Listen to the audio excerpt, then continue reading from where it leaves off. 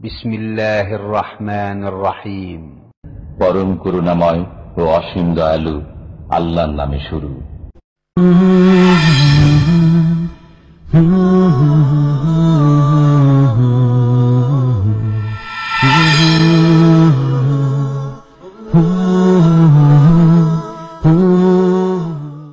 ومن أحسن قولا ممن دعا إلى الله وعمل صالحا وقال إنني من المسلمين. السلام عليكم ورحمة الله وبركاته.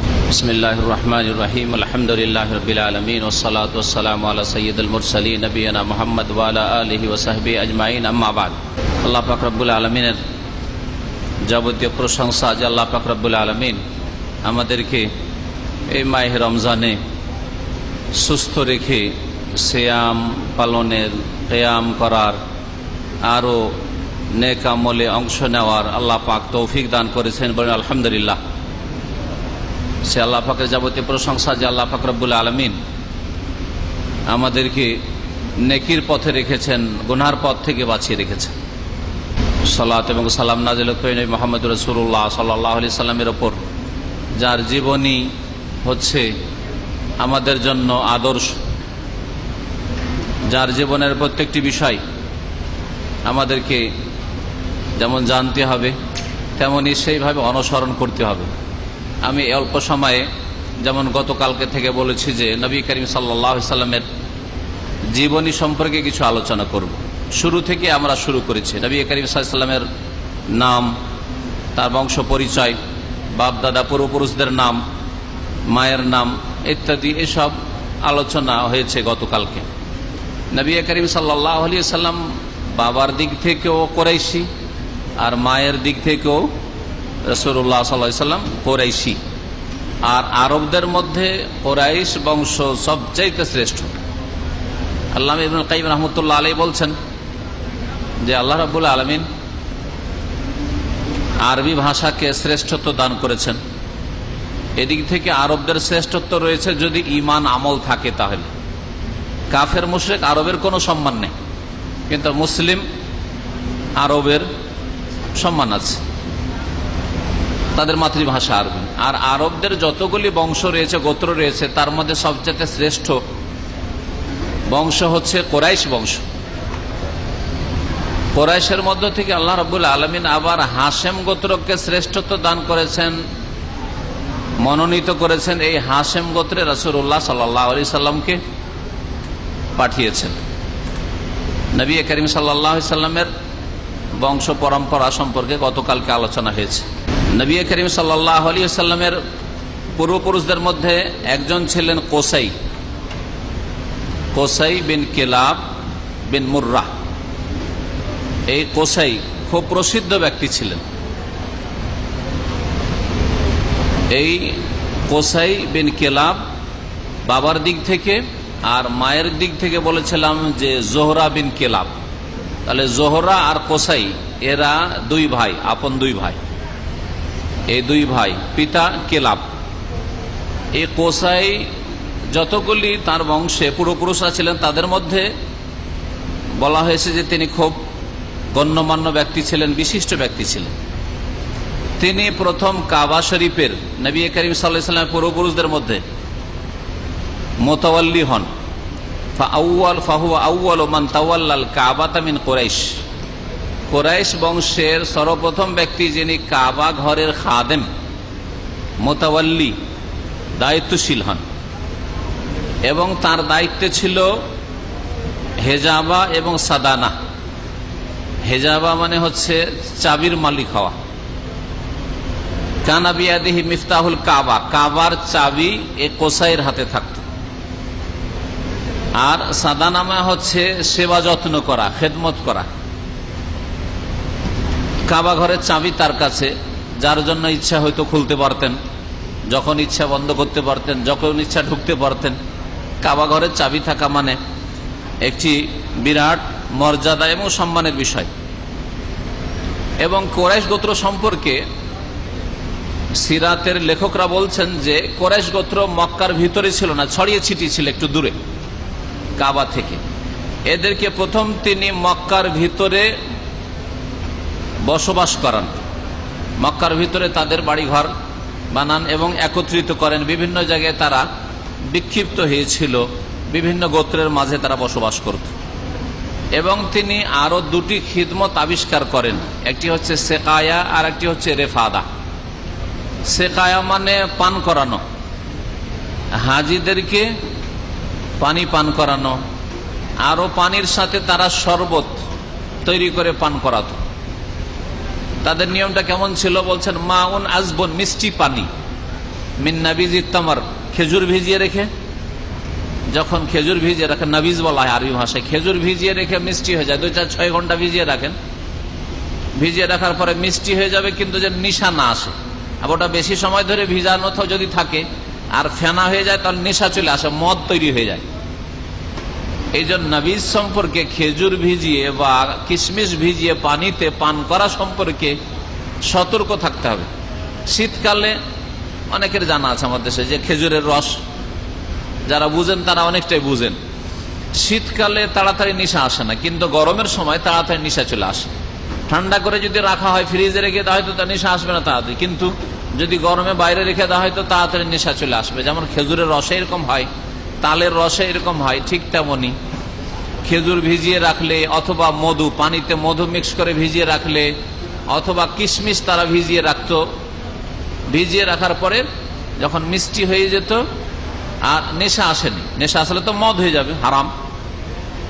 এইরকম মিষ্টি করে তারা হাজিদেরকে পান করাতো, হজের মধ্যে বা চামড়ার মশকের মধ্যে রেখে এরা হাজিদেরকে পান করাতো। রেফাদা বলা হয় হাজিদের জন্য খাবার তৈরি করা। আজকাল এই খেদমতগুলি হচ্ছে, কিন্তু একটু উন্নত আকারে হচ্ছে। বড় বড় ট্রেল আসছে খাবারের, বড় বড় ট্রেল আসছে জুসের, লাবানের, দুধের। আর হজের মৌসুমে মিনা, আরাফা, মুজদালিফা বিতরণ হচ্ছে। যারা হজে গিয়েছেন তারা নিশ্চয় দেখেছেন এই কাজগুলি। 1400 বছর আগে, নবী করিম সাল্লাল্লাহু আলাইহি সাল্লামের জন্মেরও পূর্বে, তারও আগে, তারও 50-100 বছর আগে নবী সাল্লাল্লাহু আলাইহি সাল্লামের জন্মের, তার পূর্বপুরুষ কোসাই তিনি আবিষ্কার করেছিলেন হাজিদেরকে খাদ্যের ব্যবস্থা দিতেন। কানা ইয়াসনাউ লাহুম ফিল মৌসুম, হজের মৌসুমে খাবার তৈরি করে খাওয়ানো হইতো। তিনি একটি মিটিং হল তৈরি করেছিলেন যেটাকে দারুন নাদওয়া বলা হয়। দারুন নাদওয়া অনেকে শুনেছেন নবী সাল্লাল্লাহু আলাইহি ওয়াসাল্লাম জীবনী পড়তে গিয়ে, যে দারুন নাদওয়ায় কাফের মুশরিকেরা মিটিং করত। নবী সাল্লাল্লাহু আলাইহি ওয়াসাল্লাম যখন নবী হয়ে আসলেন তখন তারা চক্রান্ত করত আপোষে, যে এই মোহাম্মদকে কি করে ঠেকানো যায়, হ্যাঁ, মোহাম্মদ সম্পর্কে আমাদের কি করা উচিত, কি করলে একে থামানো যাবে, সামলানো যাবে ইত্যাদি। দারুন নাদওয়া কারণ তাদের কবজাতে ছিল। এই দারুন নাদওয়া প্রথম যে প্রতিষ্ঠিত হয় তখন কিন্তু এই কুচক্রান্তের উদ্দেশ্যে তৈরি করা হয়নি। এই বৈঠকখানা অথবা এই মিটিং হল এই জন্য তৈরি করা হয়নি। তখন তৈরি করা হয়েছিল যে মক্কার লোকদের যেসব সমস্যা আছে সেসব সমস্যার সমাধানের জন্য, বিচার সালিসের জন্য ইত্যাদি, এই জন্য তৈরি করা হয়েছিল। এটাও করেছিলেন এই কোসাই নামক ব্যক্তি, নবী করিম সাল্লাল্লাহু আলাইহি সাল্লামের পূর্বপুরুষ দাদা, যেখানে তাদের বিভিন্ন রকমের পরামর্শ হইতো, আর বিবাহ শাদীগুলো সেখানে হইতো, আর যে কোনো রকমের সিদ্ধান্ত নিলে সেখানে তাদের সিদ্ধান্ত নেওয়া হইতো ইত্যাদি, এসব সেখানে হইতো। নবী করিম সাল্লাল্লাহু আলাইহি ওয়াসাল্লামের বংশকে হাশেমি বংশ বলা হয়। হাশেমি বংশ কেন বলা হয়? নবী করিম সাল্লাল্লাহু আলাইহি ওয়াসাল্লামের বংশ সম্পর্কে, বংশ পরম্পরা সম্পর্কে 5টি নাম কে বলে দিতে পারবে? মোহাম্মদ সাল্লাল্লাহু আলাইহি ওয়াসাল্লাম, আব্দুল্লাহ, আব্দুল মুত্তালিব, হাশেম। হাশেমের বাপের নাম কি ছিল? আব্দে মানাফ, মান্নাফ না, মানাফ, আব্দে মানাফ নাম ছিল। তাহলে 5টা নাম মনে রাখবেন: মোহাম্মদ সাল্লাল্লাহু আলাইহি ওয়াসাল্লাম, বিন আব্দুল্লাহ, বিন আব্দুল মুত্তালিব, বিন হাশেম, বিন আব্দে মানাফ। নবী সাল্লাল্লাহু আলাইহি ওয়াসাল্লামের বংশকে হাশেমি বংশ বলা হয় কারণ তার দাদার বাপের নাম কি ছিল? হাশেম, আব্দুল মুত্তালিব বিন হাশেম। এখান থেকে হাশেম, তার যেই বংশ থেকে নবী সাল্লাল্লাহু আলাইহি ওয়াসাল্লাম হাশেম, এই হাশেম আবার কোসাই থেকে ওয়ারাসাতে, উত্তরাধিকারী সূত্রে এই কাবার দায়িত্ব পান তিনি। কোসাই এর ভাগে তিনি সেকায় এবং রেফাদা, হাজিদেরকে পানি পান করানো, হাজিদেরকে শরবত পান করানো, হাজিদেরকে খাবার দেওয়া, এই খেদমতের সুযোগ পান। সুম্মা ওয়ারিসাহুমা আখুহু আল মুত্তালিব, আর তারপরে তার আরেক ভাই ছিল আল মুত্তালিব। মুত্তালিব হচ্ছে হাশেমের ভাই। তাহলে এখানে আরেকটি কথা বলে দিই যে নবী করিম সাল্লাল্লাহু আলাইহি সাল্লামের দাদার নাম কি? Abdul Muttalib. আব্দুল মুত্তালিব বাপের নাম হাশেম। হাশেমরা 4 ভাই ছিল, হাশেম আর মুত্তালিব আর আব্দে শামস আর নৌফল, এই 4 ভাই ছিল। আব্দে শামস আর নৌফল এই দুটো বংশ, এই 2 দাদার বংশ থেকে যতগুলি ছিল শাখা প্রশাখা, এরা নবী সাল্লাল্লাহু আলাইহি ওয়াসাল্লামের নবী হওয়ার পরে অধিকাংশই শত্রুতা করেছে। এরা সবসময় ইসলাম থেকে দূরে থেকেছে। তারা ইসলাম কবুল তারা করলেও মক্কা বিজয়ের পরে অধিকাংশ গুলি করেছে, কিন্তু প্রথম যুগে কট্টর শত্রু এরাই ছিল। এই দুটো আল্লাহর হিকমত, তার বংশের তার দাদার বাপেরা যে 4 ভাই, 2 ভাইয়ের বংশ খুব শত্রুতা করেছে। আর মুত্তালিব আর হাশেম এই দুটো গোত্র ওই রকম শত্রুতা করে নাই। মুত্তালিব আর হাশেম এই 2 ভাইয়ের বংশধর নবী সাল্লাল্লাহু আলাইহি সাল্লামের সহযোগিতা করেছে। কেউ ইসলাম গ্রহণ করেছে, অধিকাংশ ইসলাম গ্রহণ করেছে প্রথম দিক থেকে, আর কেউ কেউ ইসলাম গ্রহণ না করলে ওই রকম কট্টর তেমন শত্রু হয়নি। একমাত্র নবী সাল্লাল্লাহু আলাইহি সাল্লামের এক চাচা, আপন চাচা, এই আবু লাহাব ছাড়া। আবু লাহাব হাশেম বংশের, কিন্তু এক কট্টর দুশমন ছিল। এ তো আল্লাহ রাব্বুল আলামিনের হিকমত যে নবী করিম সাল্লাল্লাহু আলাইহি সাল্লামের চাচাগুলির কথা দেখেন। চাচার মধ্যে হামজা রাদিয়াল্লাহু তাআলা ইসলাম গ্রহণ করেছেন এবং দিন ইসলামের বড় শহীদ, তাই না? সাইয়্যিদুশ শুহাদা হামজা রাদিয়াল্লাহু তাআলা। আর এক চাচা ইসলাম গ্রহণ করেছেন, কে? আব্বাস ইসলাম গ্রহণ করেছেন। পয়সাওয়ালা মানুষ ছিলেন তিনি। ইসলাম গ্রহণ করতে একটু বিলম্ব হলেও ইসলামের শত্রুতা ছিল না। আর তারপরে বদরের যুদ্ধে তাকে বাধ্য করে কাফেররা নিয়ে এসেছিল। এই রহস্য অনেকে জানে না। অনেকে মনে করে যে আব্বাস ভাতিজার বিরুদ্ধে যুদ্ধ করার জন্য বদরে হাজির হয়েছে, আর বন্দী হয়েছিলেন তিনি বন্দী হয়েছিলেন এবং নবী সাল্লাল্লাহু আলাইহি সাল্লামের বড় মেয়ের জামাই যায়েনব রাদিয়াল্লাহু আনহা। তো আবুল আসিম এই 2 জনকে কাফের মুশরিকরা, এই আবু জাহালের মতো ফেরাউন আর এইরকম উতবা সাইবা রাবিয়া যেগুলো বড় বড় ফেরাউন ছিল মক্কায়, এরা বাধ্য করে নিয়েছিল, তোর ভাতিজা এইরকম আমাদের বিরুদ্ধে এই করে সেই করে, আর এই করে সেই করে, তুই মক্কায় বসে থাকবি, বসে থাকা যাবে না, যেতে হবে সাথে, হ্যাঁ, না গেলে খবর আছে। এই জবরদস্তি বাধ্য, নিরুপায় হয়ে এসেছিলেন তারা। মনের দিক থেকে কখনো রাজি ছিলেন না যে ভাতিজার বিরুদ্ধে, নবীর বিরুদ্ধে, যদি ইসলাম কবুল করেননি আব্বাস, কিন্তু তার বিরুদ্ধে অস্ত্র ধারণ করে আসবো কাফেরদের তরফ থেকে, না, এই উদ্দেশ্য নয় এসেছিলেন। জামাই ও শ্বশুরের শত্রু হয়ে আসেননি, বাধ্য করে নিয়ে আসা হয়েছে। এই জন্য তাদের সম্পর্কে বলা হয়েছে যখনই বদরের যুদ্ধ শুরু হলো তারা অস্ত্র ধারণ করেননি, মুসলিমদের বিরুদ্ধে লড়াই করেননি।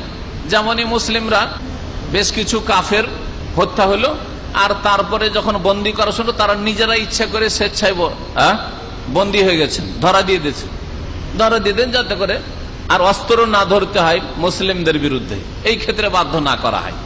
এই জন্য নবী সাল্লাল্লাহু আলাইহি ওয়াসাল্লামের চাচা আব্বাস এবং নবী সাল্লাল্লাহু আলাইহি ওয়াসাল্লামের বড় জামাই আবুল আস ইবনে রাবি, এই 2 জন বন্দী হয়ে এসেছিলেন। যেমন বদরের যুদ্ধের কথা ইনশাআল্লাহ তাআলা আলোচনা যখন আসবে তখন বলবো। হাশেম যে নবী সাল্লাল্লাহু আলাইহি ওয়াসাল্লামের দাদার বাবা, বলছেন তার সম্পর্কে আযম আহলে জামানি, তার যুগের মক্কার সবচেয়ে শ্রেষ্ঠ ব্যক্তি ছিলেন এবং এত ভালো মানুষ ছিলেন যে কানা ইয়াহশামুল খুবজা, আরবদের একটা খাবার তৈরি হয় রুটিকে ভেঙে ভেঙে, রুটিকে ছোট ছোট করে ভেঙে ভেঙে গোস্তের মধ্যে দিয়ে পাকানো হয়, আর সেটাকে সারিদ বলা হয়। সারিদ খাবার খুব শক্তিশালী খাবার, পুষ্টিকর খাবার, আর আরবদের খুব প্রিয় খাবার। এক এক জাতির এক একটা প্রিয় খাবার আছে। যেমন বাঙালি জাতিকে যদি হালিম দিয়ে দেওয়া হয়, মাশাআল্লাহ, হালিম নামটা আবার, হ্যাঁ, হালিম। অনেকে বলছেন হালিম বলা ঠিক না, কারণ নাম তো হালিম আল্লাহর, হ্যাঁ, আর না ছোট হা করে দেন তাহলে হবে, হালিম না করে যদি হালিম করে দেন হইতে পারে। এই সারিদ খাবার তৈরি করতো, নাস, তারপরে গরিব মিসকিনের জন্য রেখে দিত তৈরি করে, এইভাবে খাওয়াইতো। নবী করিম সাল্লাল্লাহু আলাইহি ওয়াসাল্লাম একটি হাদিস রয়েছে সরিদ সম্পর্কে, ফাজলু আয়েশাতা আলান নিসাই কা ফাজলি সরিদ আলা সাইরিত তাম। তো সরিদ খুব সুন্দর খাবার ছিল আরবদের কাছে।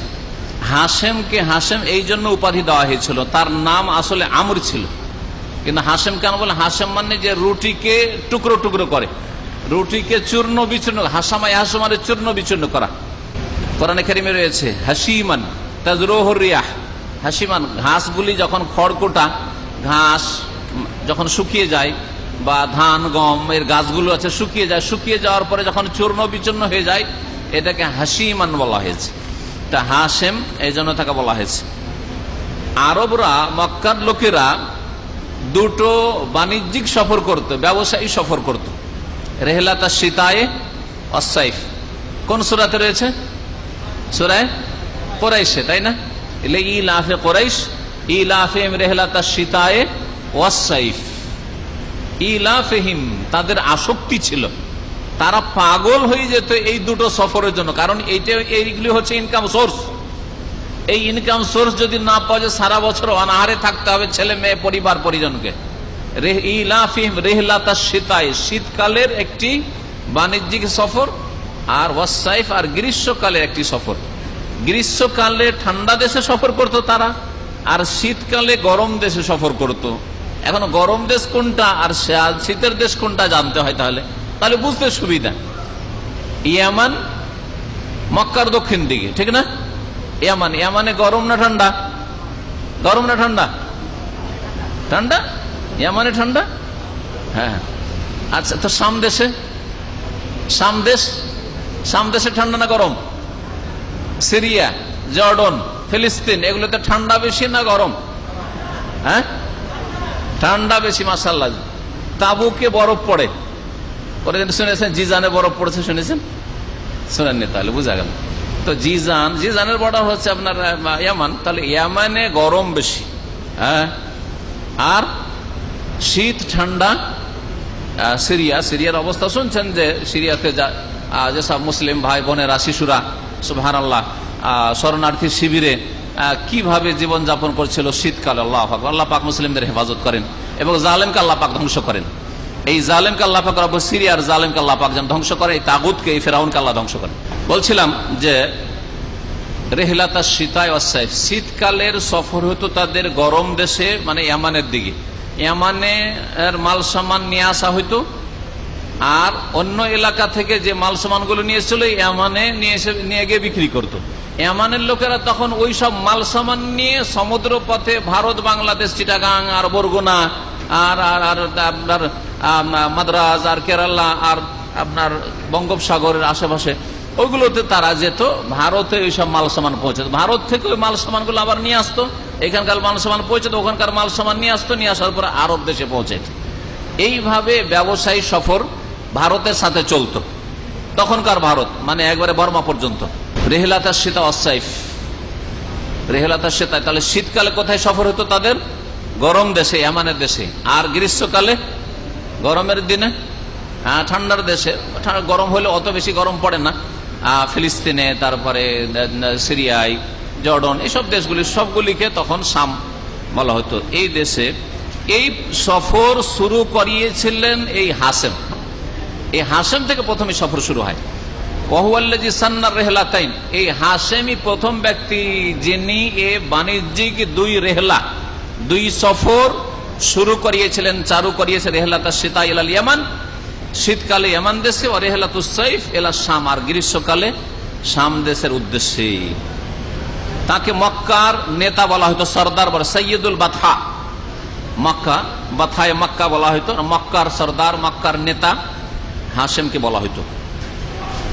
এই হাশেমের বিবাহ শাদীর ঘটনা শুনেন। বলছেন যে একবার মদিনা হয়ে যাচ্ছিলেন। মদিনার প্রাচীন নাম কি ছিল? হ্যাঁ, ইয়াসরিব। মদিনার পুরানো নাম ছিল জাহিলি যুগে ইয়াসরিব। সূরা আহজাবের হচ্ছে ইয়া আহলা ইয়াসরিব লা মাকাম লাকুম। এই ইয়াসরিব হয়ে মানে মদিনা হয়ে একবার সফর করছিলেন ওয়াফি তারিখে তিজারত ইলা শাম, শাম দেশে যাওয়ার জন্য, কারণ শাম দেশে যাওয়ার পথে মদিনা রাস্তায় পড়তো। ওখানে গিয়ে বিয়ে করলো আমরের মেয়ে, নাজ্জার গোত্রের সালমা নামক এক মহিলা, আমরের মেয়ে সালমা বিনতে আমর, ওকে বিয়ে করলো। আর বিয়ে করার পর সেখানে কিছুদিন থাকলো, থাকার পরে শাম দেশে চলে গেল।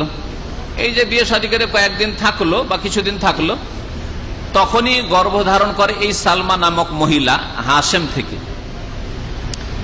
আর তারপরে শাম দেশে গিয়ে ফামা তাবে গাজ্জা মিন আরদে ফিলিস্তিন, প্যালেস্টাইনে যাওয়ার পরে গাজ্জা, যে গাজ্জা এলাকায় গিয়ে তার ইন্তেকাল হয়ে যায়। তার নবী করিম সাল্লাল্লাহু আলাইহি সাল্লামের দাদা আব্দুল মুত্তালিবের পিতা হাশেম মদিনায় বিয়ে করলেন।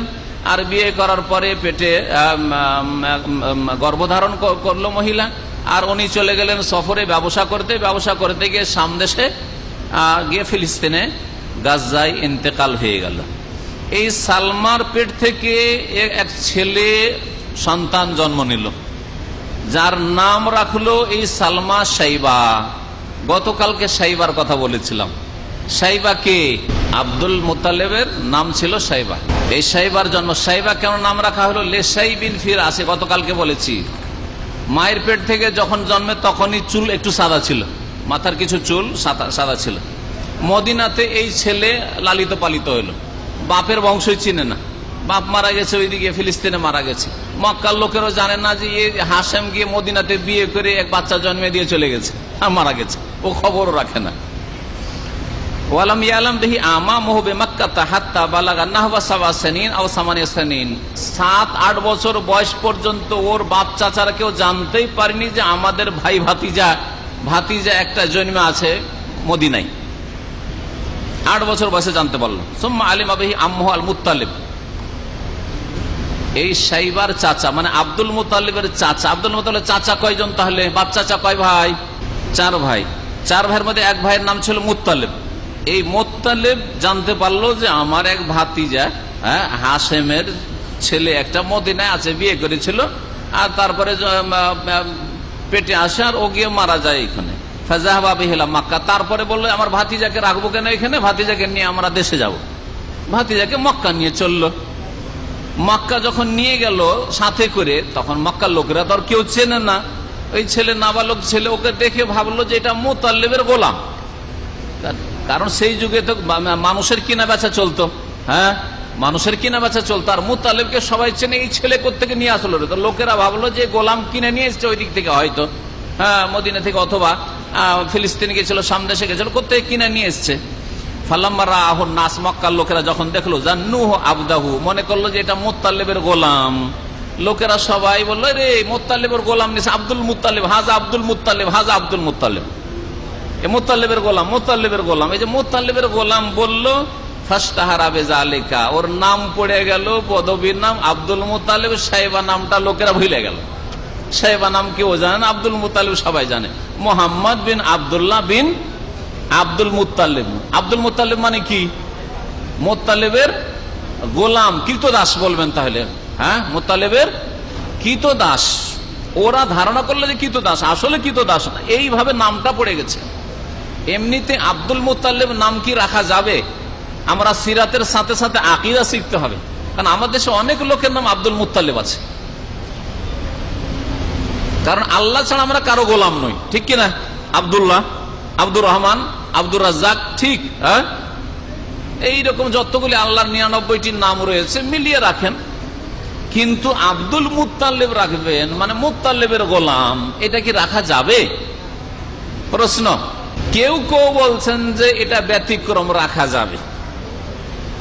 রাখা যাবে কেন? যে নবী সাল্লাল্লাহু আলাইহি ওয়াসাল্লামের দাদার নাম ছিল আব্দুল মুত্তালিব। কিন্তু প্রশ্ন, নবী সাল্লাল্লাহু আলাইহি ওয়াসাল্লামের দাদা মুসলিম ছিলেন না ইসলামের যুগ পেয়েছেন? নবী 40 বছর বয়সে নবী হলেন, দাদা তো মারা গেছেন। নবী সাল্লাল্লাহু আলাইহি ওয়াসাল্লাম যখন বাল্য জীবনে ছোট, তখনই মারা গেছে দাদা, ঠিক না? তাহলে নবীর দাদার নাম আব্দুল মুত্তালিব হওয়া বৈধ হওয়ার জন্য, এই নামের বৈধতার জন্য যথেষ্ট নয়। কোন কোন আলেমরা এটাকে ইস্তিসনা করেছে, ব্যতিক্রম, বলছে যে এই নামটা যদিও আল্লাহর সাথে সম্পৃক্ত নয় তবু জায়েজ। কিন্তু সহি মত, গবেষক ওলামারা বলছেন যে এই নাম রাখা জায়েজ নয়। আব্দুল মুত্তালিব কারো নাম রাখা জায়েজ নয়। যদি রাখতেই হয় শুধু মুত্তালিব রাখেন, শুধু মুত্তালিব রাখেন, আল মুত্তালিব রাখেন, নয় শুধু মুত্তালিব রাখেন, অসুবিধা নেই, নাম জায়েজ আছে। কিন্তু আব্দুল মুত্তালিব না, নাম রাখবেন না, এই নাম রাখবেন না, কারণ আমরা আল্লাহর বান্দা, আমরা আল্লাহর বান্দা। সুতরাং আল্লাহর 99টি নামের কোন একটি নামের সাথে সম্পৃক্ত করে রাখেন আর ওইভাবে ডাকেন। আব্দুর রহমান নাম রাখবেন, আব্দুর রহমান বলে ডাকেন, আবার রহমান বলে ডাকেন না, মিস্টার রহমান বানিয়ে দিয়েন না। যদি আমাদের দেশের মৌলভী সমাজ মাদ্রাসা পড়ে যদি মিস্টার রহমান বলে তো জাহিল মূর্খরা যাবে কোথায়? হ্যাঁ, যদি আমাদের সমাজের শিক্ষিত লোকেরা মিস্টার রাজ্জাক বলে, আব্দুর রাজ্জাক কে? রাজ্জাকের বান্দা, ও কি করে রাজ্জাক? রাজ্জাক তো আল্লাহ, মিস্টার রাজ্জাক। হ্যাঁ, হারাম কথা এটি, শিরকি কথা এটি, ভাষাগত শিরিক, এরকম বলা মোটেই জায়েজ নাই। সুতরাং আপনার ছেলেদের যখন নাম রাখবেন, যেইভাবে নাম রাখবেন সুন্দর করে। আপনি যদি খারাপ করে বলেন, আপনার স্ত্রী যদি খারাপ করে বলে, তাহলে গ্রামের লোকেরা তো খারাপ বলবে। আপনারা বাড়িতে ওইভাবে বিকৃত নাম ডাকবেন না। নাম আব্দুর রহিম, রহিম বলে ডাকছেন, নাম আব্দুল করিম, করিম বলে ডাকছেন, নাম আব্দুর রাজ্জাক, রাজ্জাক বলে ডাকছেন, না, ডাকবেন না, আপনারা ডাকবেন না। তারপরে রাত দিন তো আপনারাই বেশি ডাকছেন, বাড়ির লোকেরা। আশেপাশের লোকেরা কেউ যদি ভুল বলে, আপনার ছেলেকে রহমান বলে ডাকে, আপনার ছেলেকে রাজ্জাক বলে ডাকে, হ্যাঁ, তাহলে বাধা দিবেন, আপনি বাধা দিবেন, আপনার ছেলেকে শিখিয়ে দেবেন। কেউ যদি রাজ্জাক বলে ডাকে তুই কথা বলবি না, রাজ্জাক বলে ডাকে তুই কথা বলবি, উত্তর দিবি না। কেন উত্তর দেন? আমার নাম রাজ্জাক না, রাজ্জাক তো আল্লাহর নাম, আমার নাম আব্দুর রাজ্জাক। তাহলে আমাদের জাহিল সমাজ কিছু শিখে যাবে, মূর্খ সমাজ জানে না, কিছু শিখে যাবে। আর আপনারা শিখাবেন না, নিজেরাও ভুল বলবেন বাড়িতে, আর গ্রামের লোকেরা ভুল বলছে ওদেরকেও শিখাবেন না। তাহলে তো জাহিল জাহিল হয়ে সারা জিন্দগি থেকে যাবে, সারা জীবন ধরে কিয়ামত পর্যন্ত এরকম মূর্খ থেকে যাবে। এগুলো ভাষাগত শিরিক। শিরিক 3 প্রকারের, আকীদাগত, বিশ্বাসগত শিরিক। আপনি কখনো শিরকি কথা বলেন না, কিন্তু কলবে বিশ্বাস যে গস কুতুবরা দিতে পারে। প্রত্যেকটা গ্রাম, প্রত্যেকটা দেশ, প্রত্যেকটা এলাকাকে গস কুতুব ধরে আছে। হ্যাঁ, যদি গস কুতুব না ধরে থাকতো তাহলে পাপের কারণে ধ্বংস হয়ে যেত। আল্লাহ ধ্বংস করতে চান আর আল্লাহর ওলিরা ধরে আছে, গস কুতুব ধরে আছে, এগুলো শিরকি কুফরি কথা। কারো যদি এই বিশ্বাস থাকে, কারো যদি বিশ্বাস থাকে জিলানি চিশতি দিতে পারে, বেঁচে আছে, তার আমাদের কথা শুনে ওরস লাগলে কারা কারা হাজির হচ্ছে, কে চাদর চড়াচ্ছে আর কে কি মান্যত নিয়ে আসছে জানতে পারে, তাহলে বড় মুশরিক, মুসলিম নয়। ভালো করে শুনে রাখেন, না জিলানি জানতে পারে, না চিশতি জানতে পারে, না আবু বকর জানতে পারে, না উমর জানতে পারে, আর না কেউ সাহায্য করতে পারে। আবু বকর উমর যদি কবর থেকে সাহায্য না করতে পারে তো জিলানি চিশতি কোন ক্ষেতের, কোন ক্ষেতের? হ্যাঁ, জিলানি চিশতি চাইতে বড় তো আবু হানিফা, শাফি, মালিক, আহমদ, তারাও করতে পারেন। তো বলছিলাম যে এইরকম অন্তরের শিরক হয়ে থাকে, আর শিরক হয়ে থাকে জবানের শিরক, এগুলো কথার শিরক। এরকম কথার বহু শিরক আছে। ডাক্তার রক্ষা করেছে আমার ছেলেকে, ডাক্তারের কাছে তাড়াতাড়ি না নিয়ে গেলে আমার ছেলে বাঁচত না, এগুলো জবানগত শিরক। এইরকম শিরক হচ্ছে কর্মগত শিরক, কাজের শিরক। আল্লাহ ছাড়া অন্যের উপরে এমন ভরসা যে আপনার কাজে কর্মে যেন আল্লাহর উপরে ভরসা নেই, তাহলে এরকম শিরক। যাই হোক, আল্লাহ পাক রব্বুল সমস্ত রকম শিরক থেকে বাঁচার তৌফিক দান করেন। নবী করিম সাল্লাল্লাহু আলাইহি সাল্লামের সিরাত সম্পর্কে আমাদের জানার এবং তার বাস্তবায়নের জন্য সার্বিক জীবনে তৌফিক দান করেন। সাল্লাল্লাহু আলা নবিয়িনা মুহাম্মদ ওয়া আলা আলিহি ওয়া সাহবিহি আজমাইন।